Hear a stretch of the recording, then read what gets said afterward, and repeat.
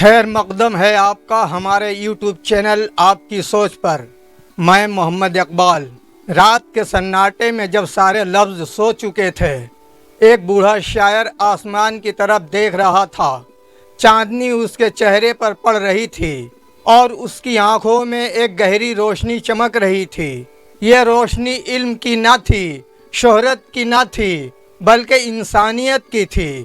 وہ رابندر ناتھ ٹیگور تھے، ایک ایسا نام جس نے لفظوں کو عبادت، شاعری کو انقلاب اور تعلیم کو تجربہ بنا دیا۔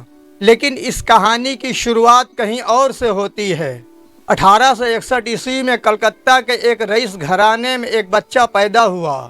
سب نے کہا یہ تو زمیندار خاندان ہے، بڑا ہو کر وکیل یا افسر بنے گا۔ لیکن یہ بچہ جب قلم پکڑتا تو قانون نہیں، نظمیں لکھتا۔ جب سب بچے کھیلتے، یہ آسمان سے سوال کرتا، کیا درخت بھی خواب دیکھتے ہیں؟ یہ بچہ ٹیگور تھا۔ ٹیگور کو اسکول بھیجا گیا، لیکن وہاں کے اصول و ضوابط اسے قید لگے۔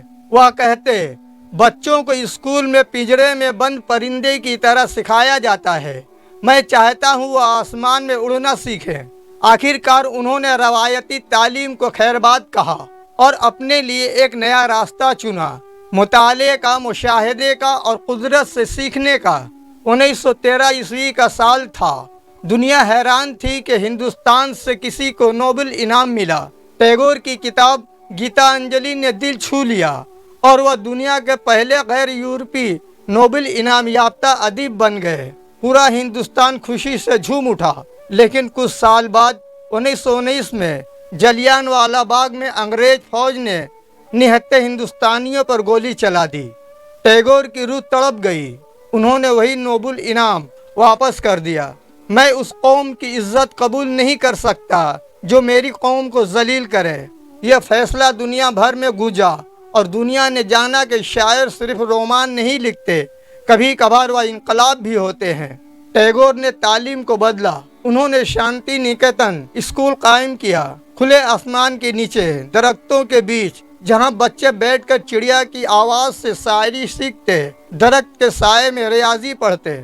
جب ایک امیر باپ نے پوچھا، میرا بیٹا پڑھ کر کیا بنے گا؟ ٹیگور نے مسکرا کر کہا، پہلے انسان بنے گا، پھر جو چاہے گا وہ بن جائے گا۔ ایک تقریب میں ٹیگور کو سونے کا تمغہ دینے کے لیے بلایا گیا۔ سب نے خوش آمد کی، پھول برسائے، مگر عین اس لمحہ ٹیگور کی نظر ایک جھاڑو دینے والے پر پڑی جو خاموشی سے حال صاف کر رہا تھا۔ ٹیگور نے اعلان کیا، آج کا یہ انعام میں اسے دیتا ہوں جس نے ہماری راہ ہموار کی۔ وہ خود چل کر جھاڑو دینے والے کے پاس گئے اور اپنا تمغہ اسے دے دیا۔